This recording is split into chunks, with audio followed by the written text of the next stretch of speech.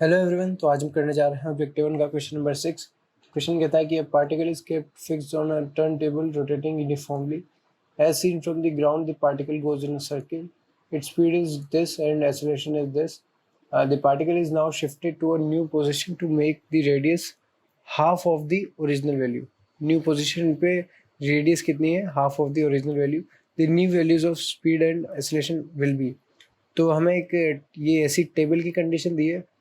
मान लो ये टेबल है हमारी, ठीक है, ये टेबल, और ये ऐसे घूम रही है गोल गोल, इसकी एंगुलर स्पीड ओमेगा है। तो ये कोई भी अपन ये लाइन ले लेते हैं, ये वाला जो पॉइंट है वो मान लो लेट से टी टाइम में जो टेबल है एक चक्कर काट रही है, तो ये वाला पॉइंट टी टाइम में एक चक्कर काट के वापस यहीं आ जाएगा।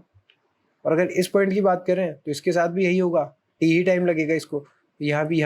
तो इसमें कहीं पर भी किसी भी जगह पे 2 पाई एंगल जो है वो रिवॉल्व हो रहा है।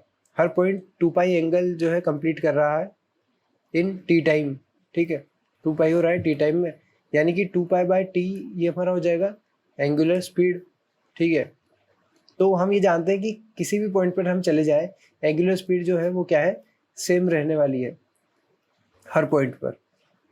तो बस इसी कंसेप्ट का इस्तेमाल करके हमें आंसर निकालना है हमारा।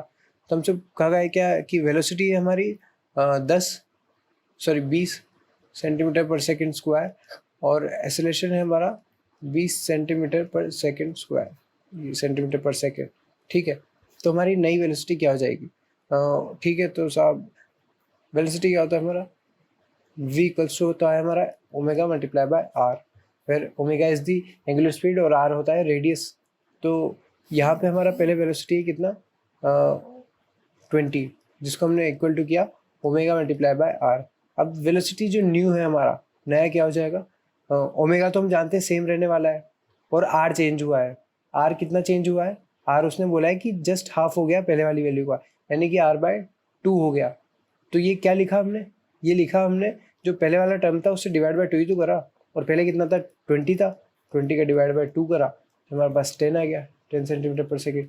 सेम हम यहाँ पे ऐसे ही करेंगे। एक्सेलरेशन कितना होता है हमारा, omega square multiply by R होता है, ठीक है। तो पहले उसने बोल रखा है एक्सेलरेशन जो है वो 20 है, तो नया एक्सेलरेशन क्या होगा, एक्सेलरेशन न्यू, फिर से ओमेगा स्क्वायर नया, लेकिन नया वाला तो सेम ही होगा, तो ओमेगा सेम ही रहेगा, omega square multiply by R new. R new क्या है, आर डिवाइड बाय 2 ही आर न्यू है।